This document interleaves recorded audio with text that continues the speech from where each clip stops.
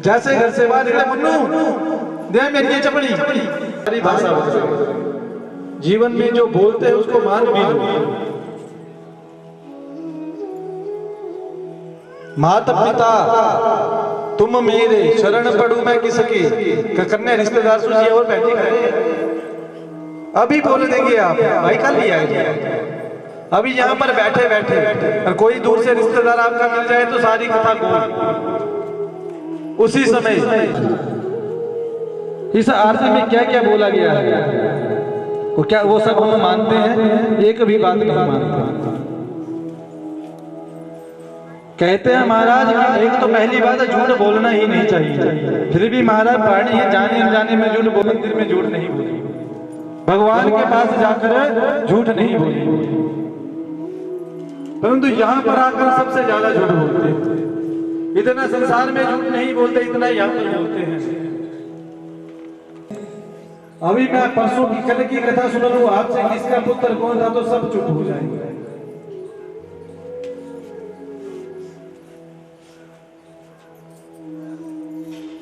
और अभी मैं आपसे पूछ लूं कि 1 महीना पहले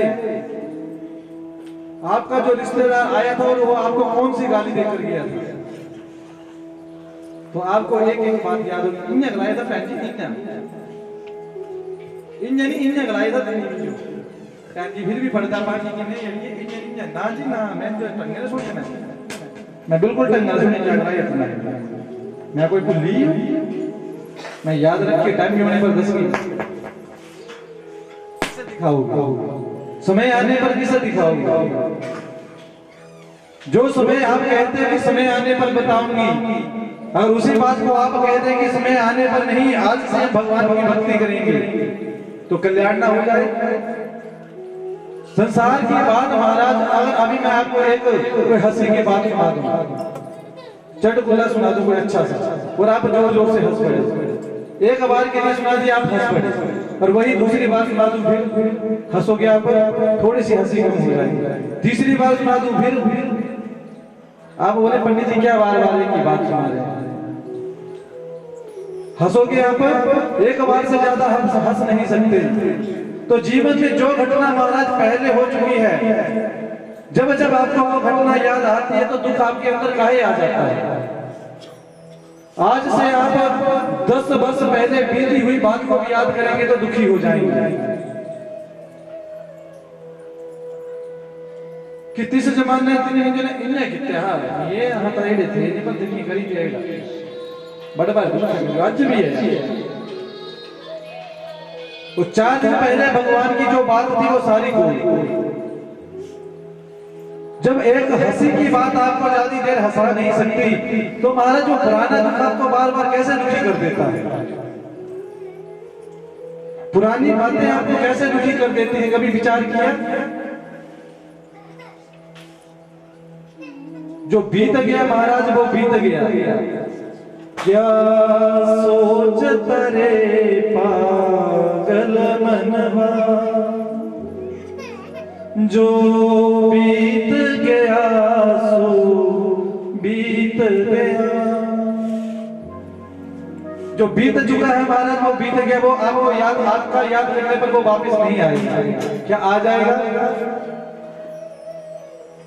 कई बार तो ऐसी स्थिति देखी है महाराज कि हमारे जो पुराने बुजुर्ग हमें छोड़कर चले गए और जिनसे प्यार हो, 10 साल बाद इनको याद करकर क्षमा क्षमा रोते हैं, उसके बाद न जाने कितने चले गए और कितने आपके जीवन में आ गए, सब भूल गए। रोना काहे का है, पूर्व में कह चुका, रोना काहे का है, काहे का है, रोन दे गो ताली जब कोई चल जाता था रोन दे गो। हाँ जी कैसे रोते,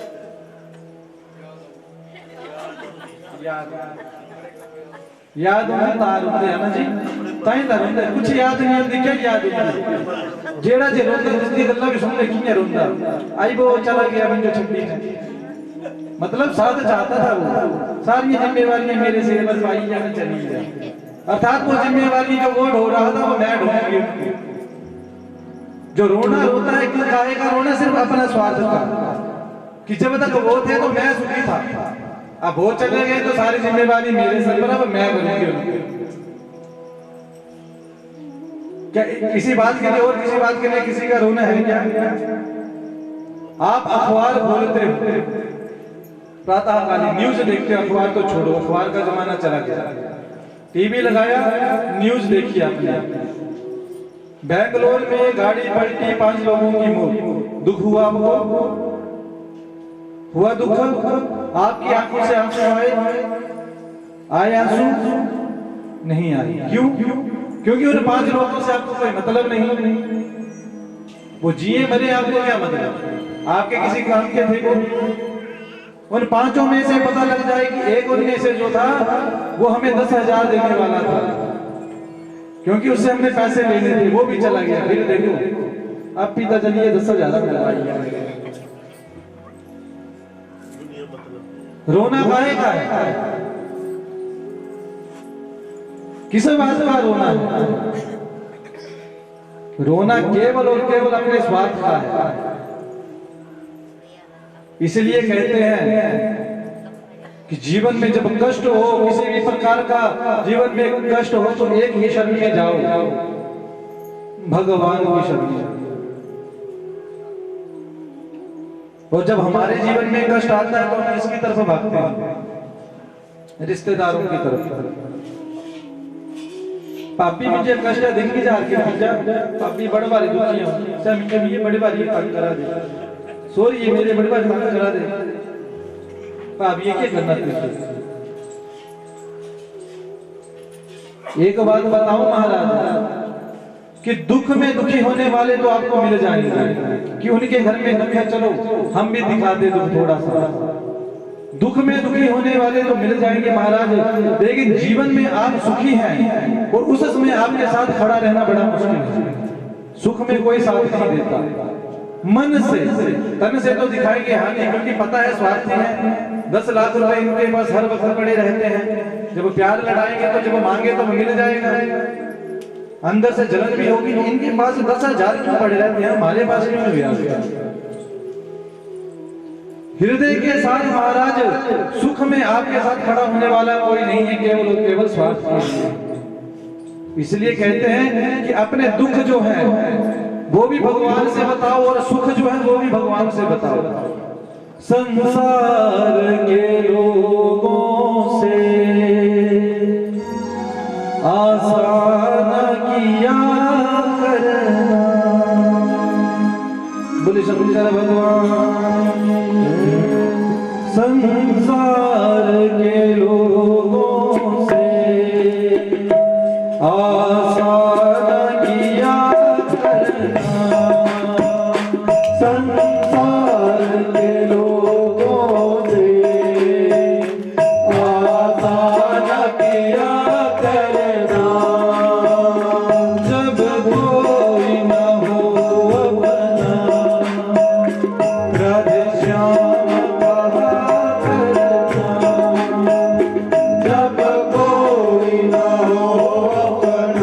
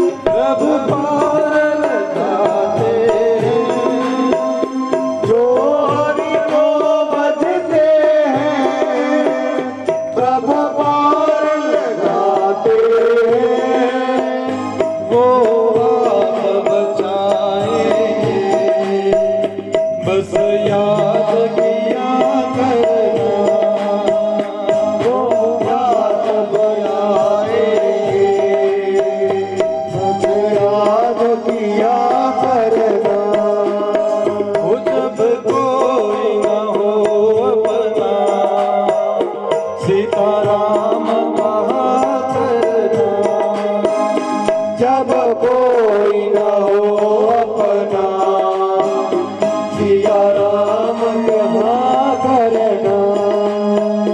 मत भूल रे तू बंदे, मत भूल अरे बंदे, ये देश बेगाना है, ये देश बेगाना है।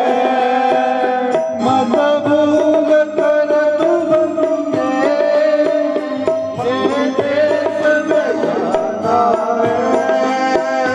मत भूल रे बंदे, ये देश बेगाना है। दुनिया में आकर के एक दिन तुझे जाना है। दुनिया में आकर के एक दिन तुझे जाना है। माया के बंधन से दिन रात बचा करना। माया के बंधन से दिन रात बचा करना। जब कोई न हो अपना, राधे श्याम कहा करना। जब कोई न हो अपना, राधे श्याम कहा करना। मीठी मीठी ताली के साथ जय हो।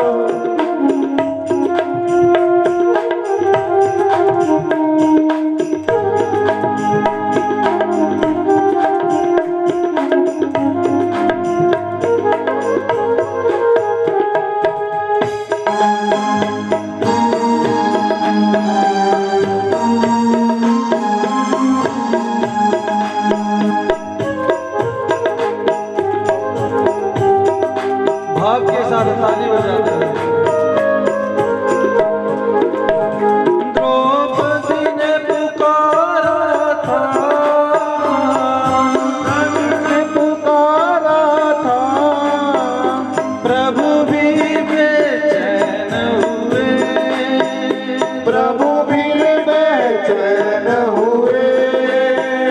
द्रौपदी ने पुकारा था, द्रौपदी ने पुकारा था, प्रभु भी बेचैन हुए।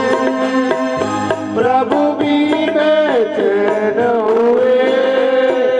वो चीर बढ़ाने को, वो चीर बढ़ाने को, खुद चीर में प्रकट हुए।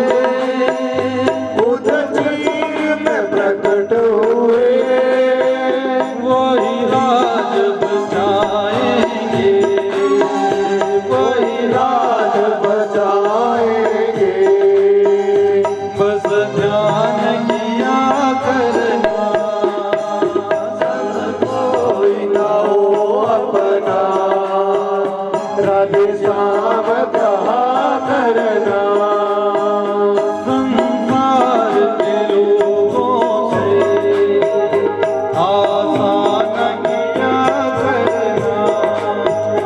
संसार के लोगों ने आसान किया करना। जब कोई न हो अपना, सीताराम कहा करना। जब कोई न हो अपना, सीताराम कहा करना। बोले शंकर भगवान की। संसार के लोगों से आसान किया करना।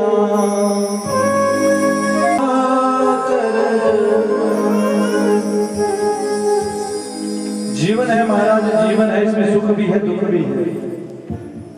सुख के साथ सुख हमारे साथ सदैव रहता है।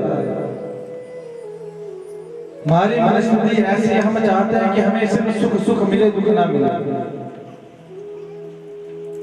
सारी दौड़ सुबह से शाम तक काहे की है? सुख प्राप्ति के लिए। इतने यत्न किए जा रहे हैं किस बात के लिए? कि हमारा जीवन सुखी हो जाए। इतना महाराज धन कमाने के उपरांत, इतना महाराज परिश्रम करने के बाद क्या आप जीवन में सुखी हैं? है सुखी?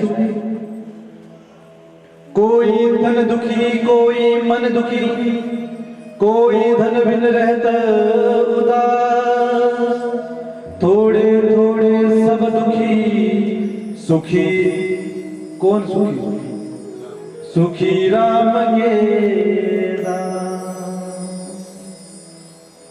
जीवन में सुख केवल और केवल जो है महाराज भगवान के चरणार बिंदु में सुख है। बोले शंकर भगवान की। और सुख हम महाराज संसार में ढूंढते हैं। शास्त्रों में इस संसार का नाम जानते हैं क्या है? दुखाल्यम शाश्वतो। दुखाल्यम अर्थात दुखों का घर है।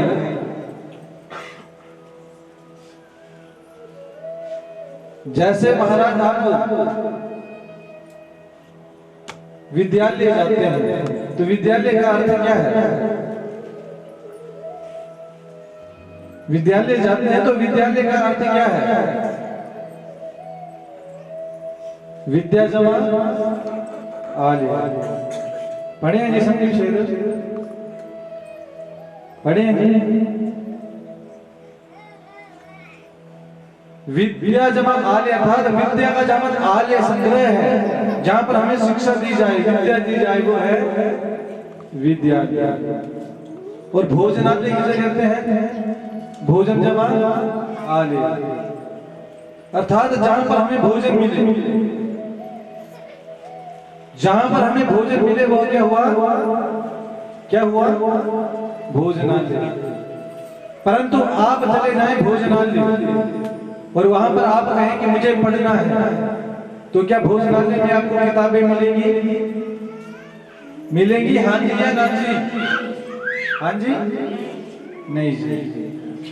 और आप विद्यालय चले जाए और वहां कहें महाराज मिड डे मील वाले स्कूल में न जाए, उससे आगे वाले वहां पर चले जाए और आप कहें कि हमें भोजन चाहिए, तो आपको भोजन मिलेगा? वहां पर किस चीज का कारण? विद्या का। उसी प्रकार से संसार का क्या नाम है? दुखाल्य। दुखों का घर भंडार। दुखाल्यम शाश्वतो गृहे। शास्त्रों में ऐसा वर्णन है। इस संसार में केवल और केवल आपको दुख मिलेगा। और हम काहे की दौड़ में हैं? किस बात की दौड़ में? सुखी होगी कि भगवान हमें सुख मिल जाए। कितना मांगा सुख मिला? मिला सुख? कितना प्रयत्न किया आपने? बचपन से लेकर आज तक चले हैं और ना जाने कितने आकर चले भी गए, और कितने अभी लाइन में लगे हैं। सुखी हुए? हुए सुखी? नहीं। वास्तव में जहां सुख था वहां कभी ध्यान किया नहीं। भगवान के चरणों में आप कभी गए नहीं, भगवान की कभी भक्ति की नहीं। भगवान के सामने हम कब खड़े होते हैं? जब जीवन में कष्ट हो।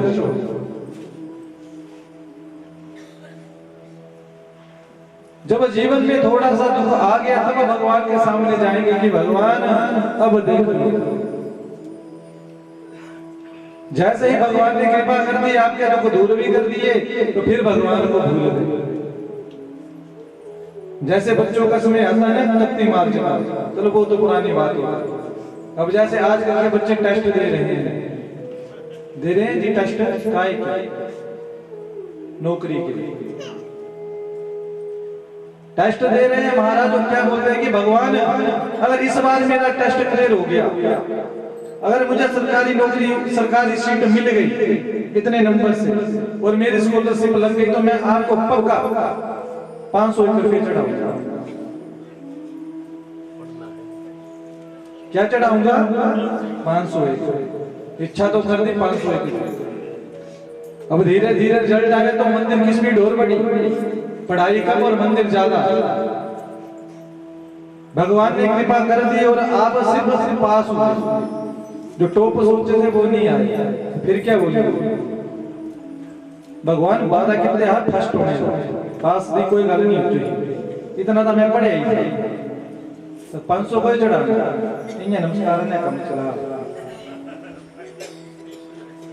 कहने का तात्पर्य समझ रहे हैं आप इस बात को?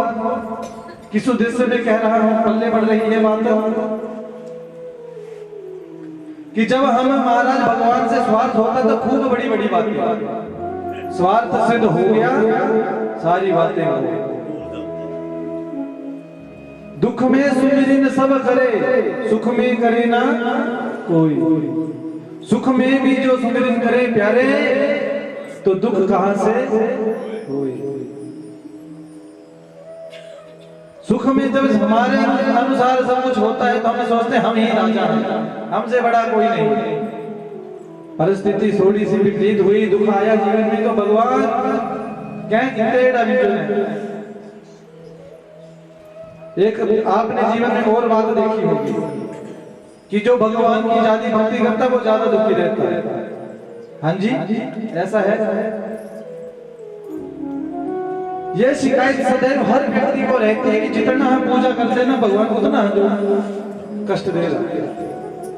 आपकी भाषा तो कुछ और कि जितना हम पूजा करते हैं, हम पूजा जेड़ नहीं करते सब बिल्कुल खरे। देखा सकल दिखते मंदरा कोठी दिखल केटी सकल दिखी हो कहना हाँ समझा व्यागा लगे जय जगती सारे ओम नमः शिवाय ओम नमः शिवाय। फिर भी हम जो कष्ट है जीवन में कहते ना जो दिखा ना पूछा लगा मैंने सकल दिखी ना जी ना। तब भगवान ने पूजा करी तो ज्यादा यहाँ पे महाराज कष्ट है। कारण क्या? कभी कारण समझा कि जो भगवान की ज्यादा भक्ति करता है उसको जीवन में कष्ट क्यों आता है, इस बात को कभी समझा? उस कष्ट के पीछे आपने कभी अपना कल्याण देखा कभी नहीं देखा। आप देखते हैं कि जो भगवान का कभी भजन नहीं करता, कभी भगवान के मंदिर नहीं जाता, कभी भगवान का पूजा पाठ नहीं करता, तो दिन प्रतिदिन उसकी महाराज चढ़ाई होती है। और आप करते रहो, आप बोलेंगे कि मैं जितना करा था पहले सोमता उठ बना हुई की मैं पूजा की। हमें तो ऐसे विचित्र प्राणी मिले कि मैं उन पूजा नहीं करनी। महाराज हमारे कर्म 3 प्रकार के होते हैं। संचित कर्म, क्रियमाण कर्म और प्रारब्ध होता है, जानते हैं। आप देखते हैं महाराज कि जो हमने पूर्व में पहले जो हम तो नहीं जानते, किसी किसी को अपना पूरा जन्म याद है किसी को अपना पूरा जन्म याद हो। जो हमने पूर्व जन्म में कर्म किए हैं, पाप पुण्य किए हैं, वो इस समय हमारे साथ चल रहे हैं। तो फिर इस समय क्या कर रहे हैं आप? इस समय आप खेती कर रहे हैं।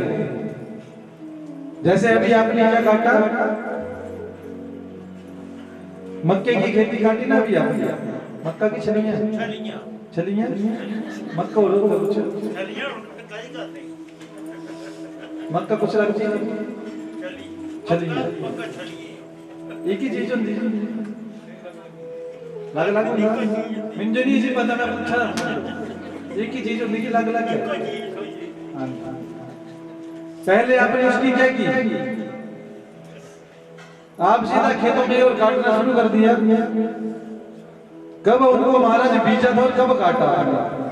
और अभी जो आप बीजोगे तो कब काटोगे? समय लगेगा। तो इस समय जो आप कर रहे हैं वो आप बिजाई है, कर्मों की, और जो आप भोग रहे हैं वो प्रारब्ध है आपका। हमने पुण्य भी किए हैं प्रारब्ध में और पाप भी किए हैं, उसी के अनुसार हमें ये शरीर मिला है मनुष्य। जब आप भगवान की भक्ति करते हैं तो भक्ति के बल से जो आपके पाप होते हैं वो सबसे पहले आगे आ जाते हैं। क्यों? क्योंकि उस समय आप भक्ति कर रहे होते हो। भक्ति का प्रभाव इतना होगा कि वो पाप आपके ऊपर ज्यादा अपना प्रभाव नहीं डाल पाएंगे। अर्थात जब आप भगवान की शरण में हैं तो उन पापों को आप सहन कर लोगे बड़े प्रेम पूर्वक। तो तब जब आप भक्ति करते हैं तो आपके पुराने जो पाप हैं वो जागृत हो जाते हैं, और जो आप इस समय कर रहे हो वो पुण्य आपका साथ में जुड़ जाता है। जब आप भक्ति करोगे प्रारंभ में तो महाराज कष्ट होगा, परंतु आगे जाकर जीवन कैसा होगा? कल्याणदायी हो जाएगा, आनंद आएगा जीवन में। परंतु जो इस समय खूब महाराज धन है, खूब कृपा बरस रही है, खूब पाप कर रहा है और भगवान का भजन नहीं कर रहा है, तो सबसे पहले उसके जो पिछले कर्म के पुण्य है वो जागृत हो जाते हैं। वो जो पाप है वो संचित होते रहते हैं कि हाँ जी अब पिछले पाप, वो जो इस समय कर रहा है धन के मद में आकर वो पाप सारे इकट्ठा हो जाते हैं। आप देख लेना महाराज, इस दास की तो अधिक आयु नहीं है, आपकी हमसे ज्यादा है। देख लेना जीवन में जिसने कभी जीवन में भजन नहीं किया है और खूब तरक्की कर रहा है, एक समय आने पर उसकी स्थिति कैसी हो जाती है आपने अनुभव भी किया होगा जीवन में। क्योंकि जब महाराज आपके पुण्य नष्ट हो जाएंगे, पाप जागृत हो जाएंगे, तब वो पाप आपको नहीं छोड़ेंगे। शास्त्र कहता है कि अवश्य एवं भोक्तव्यम कृतम कर्म शुभाशुभ। गीता में भगवान उपदेश देते हैं कि जो आपका कर्म है आपको अवश्य भोगना पड़ेगा, चाहे वो कर्म अच्छा हो चाहे आपका बुरा कर्म हो।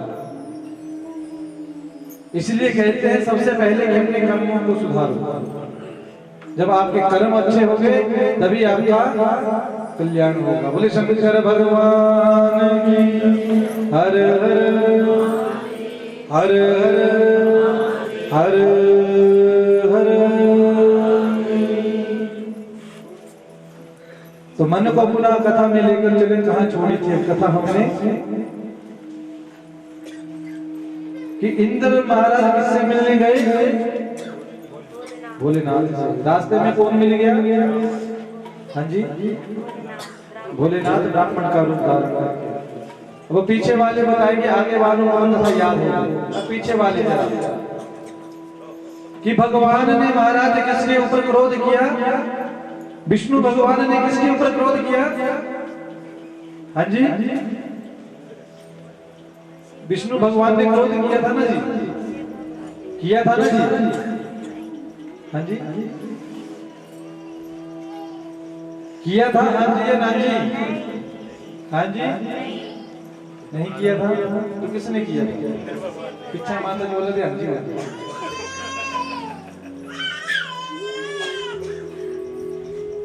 भगवान शंकर ने किस पर क्रोध किया? इंद्र पर। बृहस्पति जी ने जब समझाया तो इंद्र चरणों में गिर गया। भगवान भोले बाबा ने क्षमा कर दिया, परंतु कहा कि ये जो क्रोध है इसका क्या किया जाए जो मेरा क्रोध है। तब उस क्रोध को समुद्र में फेंक दिया।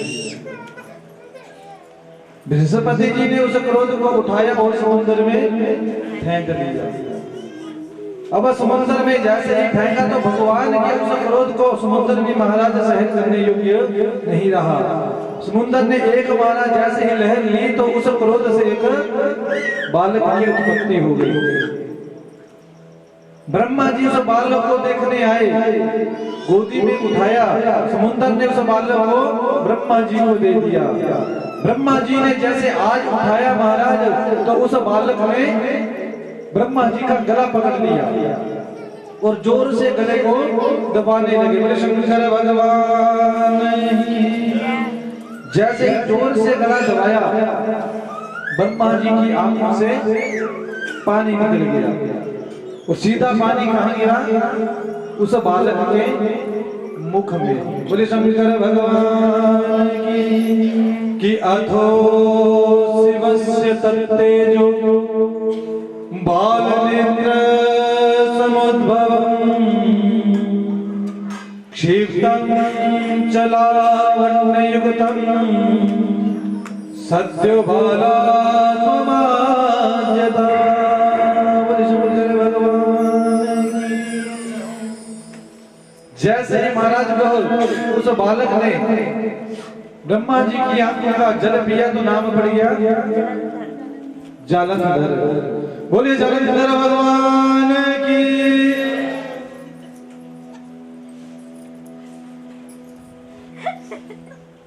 बोलिए शंकर भगवान की।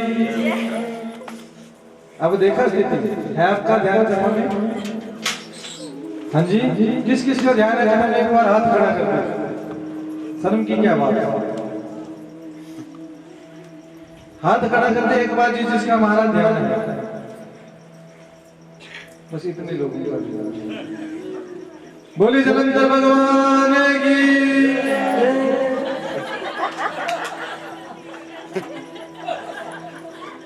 आगे महाराज बोलिए। बोलिए फटी अखबार की जय। जालंधर भगवान था। यहाँ से क्या पता चलता है कि कितना ध्यान आपका कथा में है? कथा बिल्कुल ऊपर ऊपर से जा रही है ना जी? कथा ऊपर ऊपर से जा रही है ना? क्यों? क्योंकि ज्ञान की बातें अधिक हो गई। जब ज्ञान अधिक आएगा तो नींद आना स्वाभाविक है। ओम नमः शिवाय बोलो। ओम नमः शिवाय बोला जोर आगे। ओम नमः शिवाय बोलो। ओम नमः शिवाय।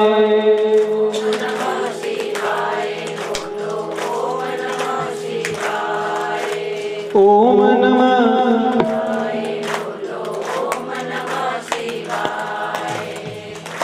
अब महाराज जब ये साथ में गाने लग पड़ते हैं तो आपको फिर से नींद आ जाता है। अब आप ही कीर्तन करेंगे माताएं, हम बिल्कुल शांत, तभी आपकी नींद जाएगी। थोड़ा जोर से ओम नमः शिवाय बोलो। ओम नमः शिवाय बोलो। ओम नमः। शिव शक्ति का शिव शक्ति का मंत्र है। शिव शक्ति का मंत्र है। मुक्ति का उपाय। ओम नमः।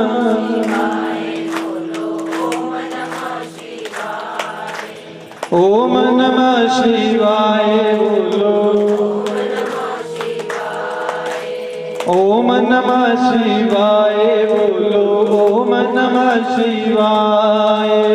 ओम नमः। ओम नमः शिवाय। बोले शंकर भगवान की।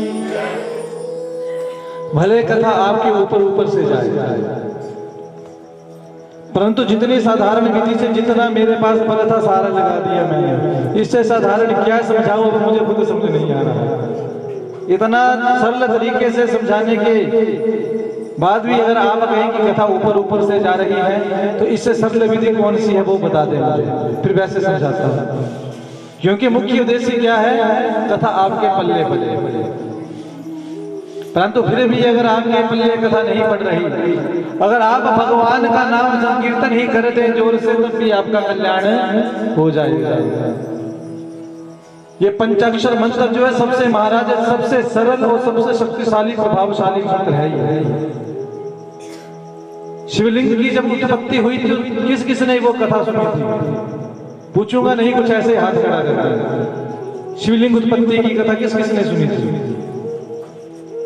बस 2-3 ने सुनी थी, और सभी आज ही आए महाराज। जो आज पहली बार आए होंगे वो सोच रहे होंगे रोज इतनी भीड़ होती होगी। उनको क्या पता हमारे क्या, सभी आप आज पहली बार ही आए। कौन आज पहली बार आया? सारे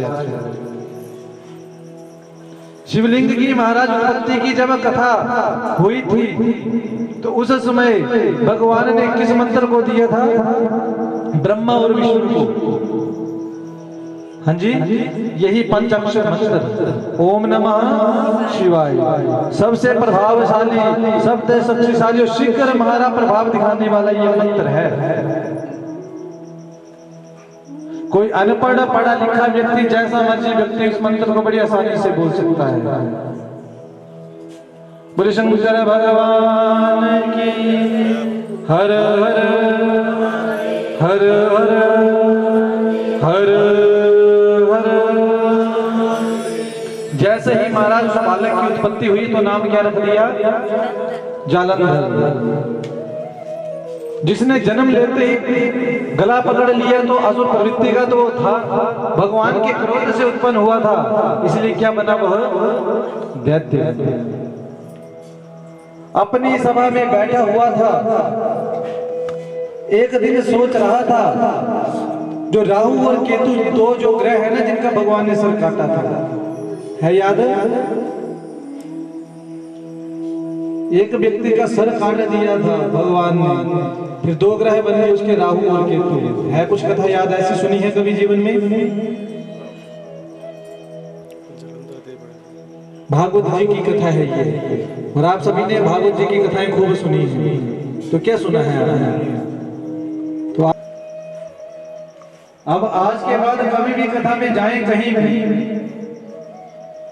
पहले दिन तो देख देखी व्यास जी कितने भजन गा रहे हैं, और गा रहे हैं 2-3 घंटे में, तब तो कुछ मत बोलना, क्योंकि आपकी नींद भी तभी जाएगी। अगर 2 से ज्यादा भजन शुरू कर दिए तो टोक देना अगले दिन जाकर कि गुरुजी हमें कथा सुनाओ। भजन तो आप गाने में कोई कम है क्या? अभी मैं आपको बोलूंगा एक भजन सुना दो, आप एक के बजाय 4 सुना देंगे। सुना देंगे? सभी माताएं गाती हैं भजन। भजन करने में कोई परेशानी है क्या? लेकिन मैं अभी बोलूंगी माता जी कथा सुना दो, तो सुना देंगे आप कथा? मैं अभी बोलूंगी आप भागवत जी के छठम स्कंद की कथा सुना दो, अचानक की, तो आप सुना देंगे? नहीं सुना पाओगे, क्योंकि आपने शास्त्र अध्ययन नहीं किया है, क्योंकि इतना समय नहीं है। और भाइयों को बोलूं मैं किसी को कि आप सुना दो, तो आपके पास इतना समय है क्या? क्योंकि आपने अपना जीवन तो महाराज घर की व्यवस्था में लगाया है, माताओं ने घर संभालने में रखा है, परंतु इन सालों ये सभी व्यवस्था से किसी व्यक्ति एक ने महाराज ठाकुर जी की कृपा से वो शास्त्र पढ़े हैं, उस शास्त्र का अध्ययन किया है, इसलिए भगवान ने उसे नियुक्त किया है, ताकि जो आप नहीं पढ़ सकते आप सभी को दिखाने के लिए भगवान ने उसे नियुक्त किया है, इसलिए वो आपको कथा सुनाने आया है भगवान की कृपा से। तो भजन तो आप स्वयं भी गा सकते हैं, परंतु माताएं क्या बोलती हैं कि सब बड़छाड़ बजना गंदा, एक भजन हो रहा है। एक बार हम कथा में गए थे जी पालमपुर कथा थी,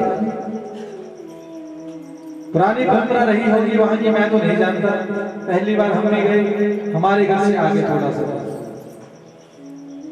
पालमपुर कथा करने गए जी, और जैसे ही कथा का विराम हुआ, अब अपना तो महाराज गुरु कृपा से इष्ट आज्ञा से इतना ही हमें मिला है कि प्रारंभ में भजन है, 1-2 अगर हो सके तो बीच में कर दो, अन्यथा अंत में फालतू के भजन न रखो। वैसे तो भजन की बिल्कुल परंपरा खत्म है, गुरु आदेश इतना सा है कि आप अगर भजन में इसमें व्यतीत कर दोगे तो कथा कब सुनाओगे? लोगों को ज्ञान कैसे होगा, कैसे पता चलेगा कि आपने गुरु के पास से क्या सीखा है? तो हमें तो ऐसा आदेश गुरु आज्ञा से मिला है, परंतु फिर भी आपकी नींद को देखते हुए एक आधा भजन हो जाता है, बीच में कई बार 2 हो जाते हैं। अब जैसे कथा का विराम हुआ तो एक हमारे पंडित जी बैठे हुए थे साथ में, उठे पंडित जी, मैंने सोचा पता नहीं क्या जरूरी बात हुआ, मैंने हाँ जी बोला, पंडित 2 भजन और सटी दिया, मजा आई, 2 भजन सटी दिया, भजन सटी दिया, 2 भजन सटी दिया, मजा आई ना, सारे नच्ची होना, कथा का मजा ही आया। उस समय तो महाराज मैंने नहीं बोला, बाद में मैंने कहा कि मैंने आप आए क्यों थे?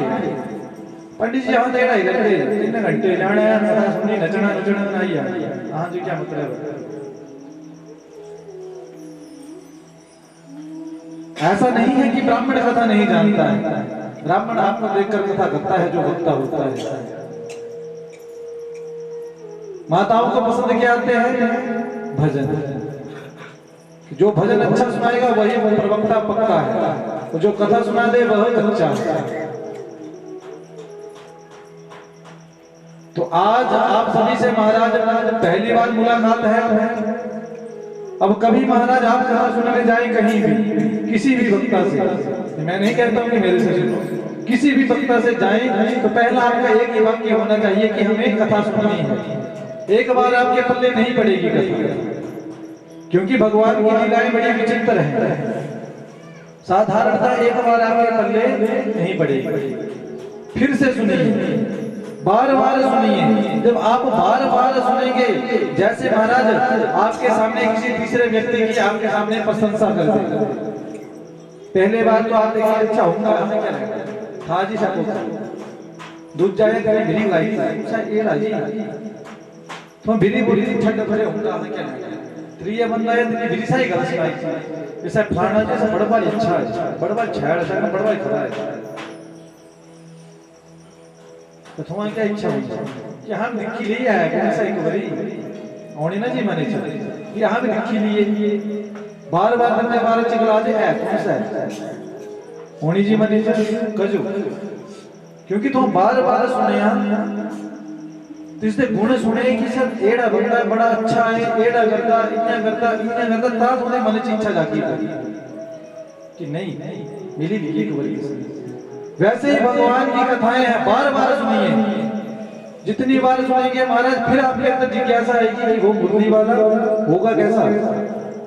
फिर आपको मंदिर जाने की आवश्यकता नहीं है, घर में बैठो ध्यान लगाओ, वो मुरली वाला बिल्कुल सामने आ जाएगा। मुरली वाला आपको कौन सा याद आता है जो टीवी में देखा है? अभी मैं कहूंगी आंखें बंद करो और करो भगवान का ध्यान, तो वो टीवी वाले भगवान याद आएंगे। वृंदावन में जो बिहारी जी है वो किसी को याद नहीं आएंगे। देखिए बिहारी जी किस किस ने देखे फोटो में, ऐसे नहीं फोटो में, किस किस ने देखे देखिए जी फोटो में। अभी मैं कहूंगी आंखें बंद करो और कीजिए ठाकुर जी का ध्यान, तो बिहारी जी याद आएंगे कि टीवी वाले कृष्ण, टीवी वाले।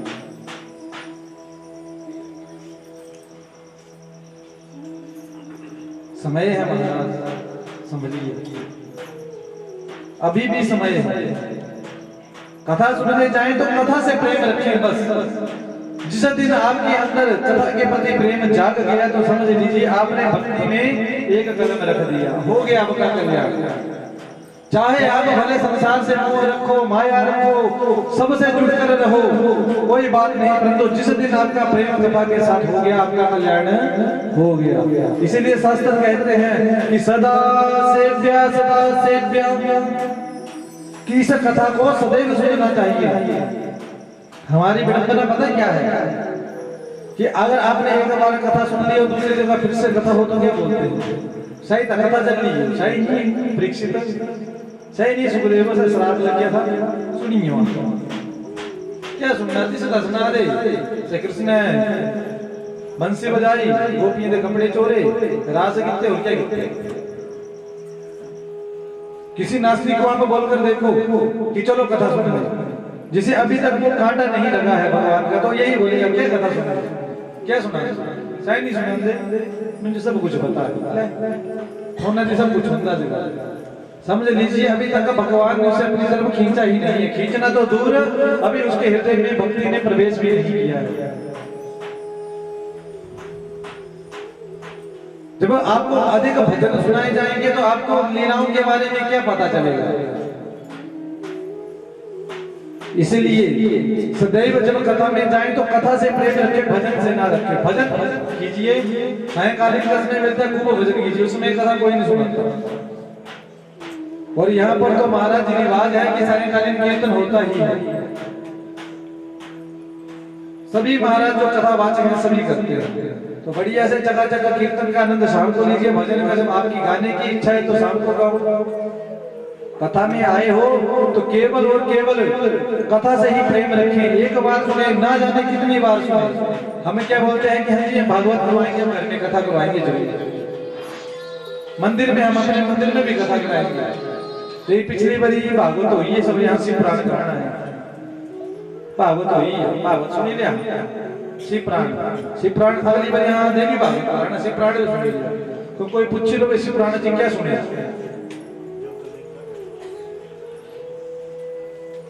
तब भूली है। बोले शंकर भगवान की हर हर हर हर हर। अब जाकर महाराज जब समुद्र मंथन हुआ था, किसने किया था समुद्र मंथन? देवताओं और राक्षसों ने। तो उस समय जलंधर को पता चल गया, बात चली आपस में सभा की, उस समय विष्णु ने छल किया है हमारे साथ, और हमारे साथ छल किया, इसलिए हम किसी भी देवता को नहीं छोड़ेंगे, स्वर्ग से भगा देंगे। जालंधर ने आक्रमण कर दिया स्वर्ग पर और सभी देवी देवताओं को वहां से भगा दिया। जैसे ही भगाया, अब जालंधर को मारने के लिए भगवान ने लीला की, नारद जी को जालंधर के पास भेजा। नारद जी आज जालंधर के सामने कहते हैं कि अरे जालंधर, तूने पूरे सब कुछ ग्रहण कर लिया है, परंतु तू नहीं जानता है शिव की जो पत्नी है ना गोरा, बड़ी भारी सुंदर है, वो सिर्फ ओगड़दानी शमशान में रहता, उसे क्या पता? तू सर्वगुण संपन्न है, वो तेरे पास होनी चाहिए। और बुरा रास्ता दिखाने के लिए कोई समय लगता है और उस पर चलने में कोई समय लगता है। जालंधर ने उसी समय राहु नामक के अपने एक ब्राह्मण को कहा कि जाओ, अभी जाओ, कैलाश पर्वत पर जाओ और उस शिव को कहो कि जो तेरी पत्नी है उसे मेरे पास भेज दे, तेरा इस पत्नी से कोई प्रयोजन नहीं है, क्योंकि मैं सर्वगुण संपन्न हूं। बोले शंकर भगवान की। अब राहु महाराज जैसे ही कैलाश पर्वत पर गया, जैसे ही पर्वत पर गया, महाराज भोले बाबा के सामने वृत्तांत करने लगा कि भोले बाबा, मैं जालंधर के द्वारा भेजा गया, राहु मेरा नाम है, और जालंधर ने कहा है कि मैं सब गुणों से संपन्न हूं, और कृपया करके ये जो आपकी महाराज पत्नी है इसे मुझे दे दे, क्योंकि इस पत्नी से आपका कोई प्रयोजन नहीं है। भोले बाबा ने जब ऐसा सुना तो भोले बाबा को क्रोध आ गया, और उनके क्रोध से महाराज एक पुरुष की उत्पत्ति हुई। वो सीधा उस राहु को मारने के लिए तैयार हो गए कि अरे तू मेरी माता के प्रति ऐसी भावना रखता है। जैसे ही मारने लगा, राहु अपने प्राण बचाता बचाता भोले बाबा की शरण में चला गया कि भोले बाबा मुझे बचा लो, मेरा कोई दोष नहीं, ये सारे गुण केवल और केवल जालंधर के हैं। जालंधर ने कहा था मेरे इसमें कोई बच्चा नहीं है। भोले बाबा ने कह दिया कि अरे पुरुष शांत हो। जब भगवान ने उसे शांत होने के लिए कहा तो वह पुरुष तो शांत हो गया, भगवान का क्रोध, राहु ब्राह्मण तो बच गया, परंतु कहने लगा कि मुझे भूख लगी है, मुझे खाने के लिए कुछ दीजिए, क्योंकि मैं राहु को खाने वाला था, वो तो आपने रोक दिया। भोले बाबा कहते हैं कि अरे पुरुष, जब तुझे भूख लगी है तो ऐसा काम कर, तू अपने आप को ही खा ले, तू अपने हाथ और पैर खा ले। तो उसी समय उस पुरुष ने अपने हाथ खा लिए और पैर खा लीजिए। बोले शंकर भगवान की हर हर हर हर हर। जैसे ही अपने हाथ और पैर खा लिए, भोले बाबा प्रसन्न हो गए कि अरे जो मैंने कहा तूने उस बात को मान लिया, मेरे वाक्य को तू मान, हर वाक्य को माना जाता है, इसलिए मैं तुझसे प्रसन्न हूं। कि त्वं कीर्ति मुखो संज्ञो भव मद भाव निरंतरम सदा महागणो महावीर सर्वदुष्ट भयंकर। बोले शंकर भगवान की। उस पुरुष का नाम भगवान ने रख दिया कीर्ति। भगवान के एक गण का क्या नाम है? हाँ जी, कीर्तिमुख। और भगवान ने आशीर्वाद दे दिया कि कोई भी अगर मेरी पूजा करेगा और मेरी पूजा से पहले तेरा पूजन नहीं करेगा तो वो सदा भी मुझे प्रिय नहीं होगा। वो जितनी मर्जी पूजा कर ले, अगर तेरा पूजा नहीं करेगा और उससे पहले मेरा पूजन कर देगा तो मैं उसकी पूजा से प्रसन्न नहीं होगा। इसलिए पूजा से पहले भगवान के गुणों की पूजा की जाती है। बोले शंकर भगवान की हर हर हर हर।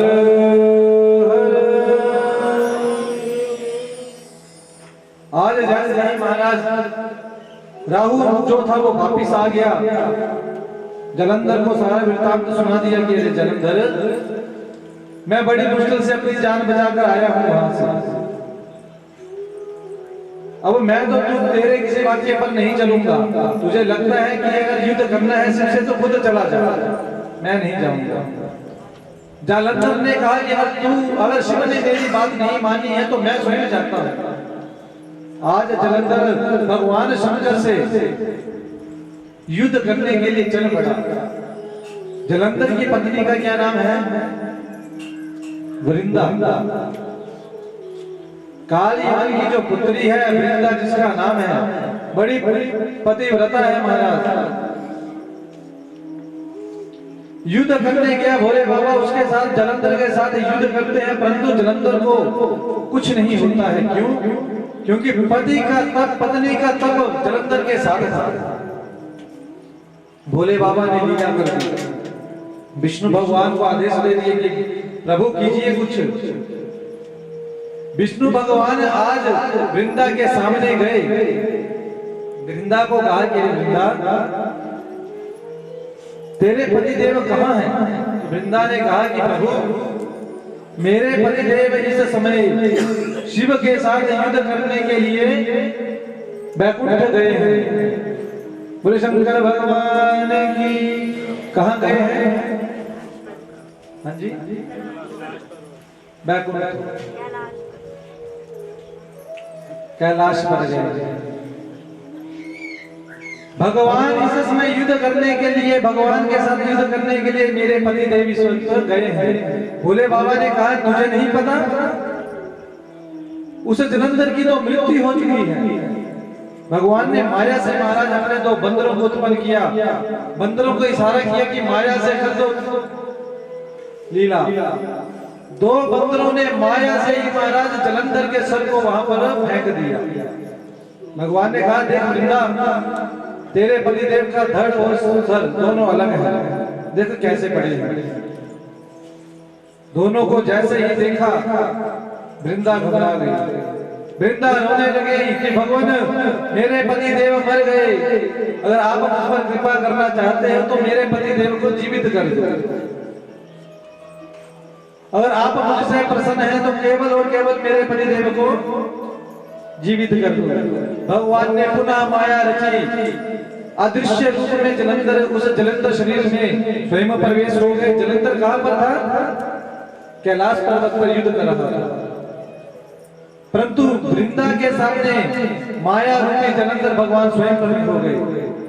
वृंदा को लगा कि मेरे पतिदेव मेरे सामने आ गए हैं। उसी समय भगवान ने वृंदा का महाराज पातिव्रत्य, जो पातिव्रत्य धर्म था उसको तोड़ दिया। वृंदा के साथ रहने लगे, पातिव्रत्य धर्म को तोड़ दिया। आज जैसे ही वृंदा का पातिव्रत्य धर्म टूटा, उसी समय जलंधर की मृत्यु हो गई। इसीलिए कहते हैं कि पत्नी के जो पुण्य होते हैं सदैव पति के साथ रहते हैं, पति के पुण्य भी पत्नी के साथ रहते हैं।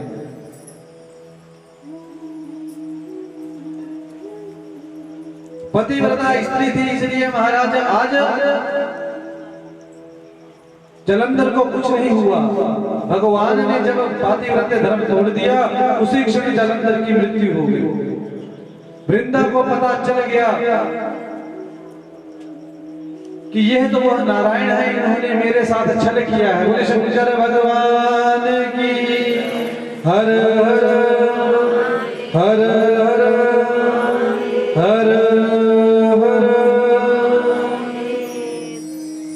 वृंदा को पता चल गया कि ये नारायण है, इन्होंने मेरे साथ छल दिया है, छल किया है, उसने इसमें श्राप दे दिया कि अरे नारायण, आपका हृदय पत्थर के समान है, आपके हृदय में थोड़ी भी महाराज लज्जा नहीं है। अगर आपके हृदय में लज्जा होती, आपका हृदय पत्थर के समान कठोर ना होता, तो आज आप मेरे पति को मरने नहीं देते। जाओ, मैं आपको श्राप देती हूँ, आप पत्थर बन जाओ। श्राप तो दे दिया। वृंदा ने योग माया से अपने शरीर को उसी समय महाराज भस्म कर दिया। जैसे ही भस्म किया, भगवान वृंदा के रूप माधुर्य में इतने मोहित हो गए अपनी माया से कि जो वृंदा की भस्म थी उसी में भगवान लौटने लगे। वृंदा के वियोग में उसी में महाराज जैसे ही लौटने लगे, भगवान शंकर ने देख लिया कि भगवान विष्णु कौन सी माया कर रहे हैं। भगवान विष्णु ने आज जैसे ही रोका, बोले शंकर भगवान की हर हर हर हर हर। भोले बाबा ने देखा कि विष्णु भगवान लीला कर रहे हैं। सभी देवी देवता सोचे कि कैसे रोका जाए। उसी समय आकाशवाणी हो गई कि अहमेव त्रिधा तिष्ठम् तृष्णामि त्रिविधै गुणैः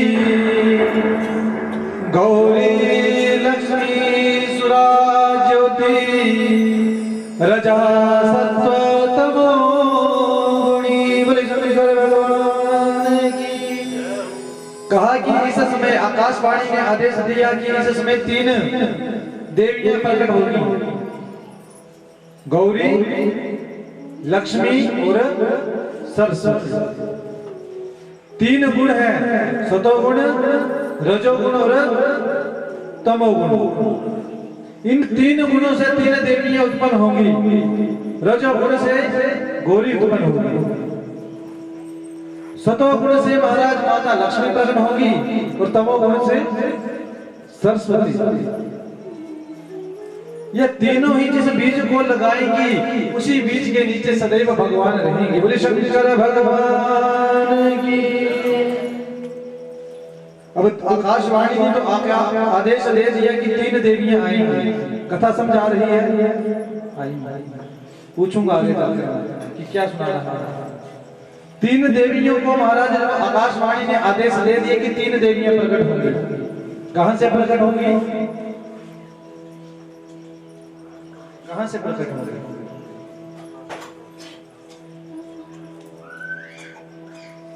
बोले शंकर भगवान की। रजोगुण, सतोगुण और तमोगुण 3 गुणों से उत्पन्न होंगे, पर कब होंगी ये नहीं बताया। ऐसा बता दिया कि 3 देवियां उत्पन्न होंगी, कब होंगी ये नहीं पता। सभी देवता भागते भागते कहां चले गए? जगदम्बा के पास कि मां आकाशवाणी ने हमें आदेश दिया है कि आप प्रकट होंगे 3 रूपों में, तो हम पर कृपा कीजिए और 3 रूपों में अपने रूप धारण तो कीजिए कि ईमानी तत्र बीजानी विष्णु यत्र वतिष्ठति निरपन्नादं तथा कार्यं भवतां सिद्धिमेष्यति। बोले शंकर भगवान की। कि आकाशवाणी ने जो आदेश दिया था कि 3 बीजों से 3 देवियां 3 बीजों को बोएंगी, वहां से विष्णु भगवान माया से बच जाएंगे, तो कब आएगी लीला, कब आप जन्म लेंगी? तब भगवान ने महाराज माया रची पुनः। शंकर भगवान ने 3 देवियों को प्रकट किया। किस देवी को कहां से प्रकट किया ये आप बताएंगे मुझे, क्योंकि मैं तो भूल गया अभी। रजोगुण से किसे उत्पन्न किया? हाँ जी, किसे उत्पन्न किया? गौरी। सतोगुण से किसे उत्पन्न किया? लक्ष्मी माता को, और तमोगुण से किसे उत्पन्न किया? सरस्वती माता। बोले शंकर भगवान की। इन तीनों ने महाराज जो वृंदा के भस्म थी वहां से थोड़ी थोड़ी भस्म ली, इनके बीज बनाए और तीनों को बीज दिया कि धात्री धात्री माधा मालती सीता गौरी भवाच तुलसी तमा सत्यार जो गुणी। शंकर भगवान की। हर हर हर हर हर हर। जिस बीज को मां गौरी ने लगाया था उस बीज से तुलसी उत्पन्न हुई, और जिस बीज को सरस्वती मैया ने लगाया था उस बीज से धात्री उत्पन्न हुई। धात्री जानते हैं? जानते हैं धात्री किसे कहते हैं? धात्री फल किसे कहते हैं? कौन कौन जानता है? सभी जानते हैं किसे कहते हैं? आंवला। धात्री फल आंवले को कहते हैं कि जो सरस्वती माता ने बीज बोया था वहां से किसकी उत्पत्ति हुई? आंवले की। और जो महाराज लक्ष्मी मैया ने बीज बोया था वहां से मालती की उत्पत्ति हुई। बोले शंकर भगवान की। आता सामरी रात्या अतीव पदगर्हिता धात्री तुलसी तथाग्रसा तस्या प्रीति प्रदे सदा। बोले शंकर भगवान की। मालती ने महाराज लक्ष्मी मैया से ईर्ष्या कर ली, तुलसी से और आंवले से मालती ने ईर्ष्या कर ली कि भगवान मुझे ही प्रेम करें, इन दोनों से प्रेम ना करें। जब ईर्ष्या की तो भगवान ने उसी समय मालती को त्याग दिया। तो भगवान कहते हैं कि मुझे सबसे ज्यादा प्रिय क्या है? आंवला और तुलसी। जो आंवले की पूजा करता है, जो तुलसी मैया की पूजा करता है, वो भगवान का सबसे प्रिय बन जाता है। और किस मास में आंवले की पूजा करनी चाहिए? हाँ जी, इस महीने कार्तिक मास में। ये मैं नहीं बोल रहा हूँ, शास्त्र कहता है कि कार्तिक मास में आप आंवले की पूजा कीजिए, भगवान शीघ्र प्रसन्न हो जाएंगे। जब घर में तुलसी विवाह किया जाता है तो क्या लगाया जाता है? साथ में आंवला लगाते हैं जी, थोड़ा सा तोड़कर करते हैं तुलसी विवाह घर में। हाँ जी,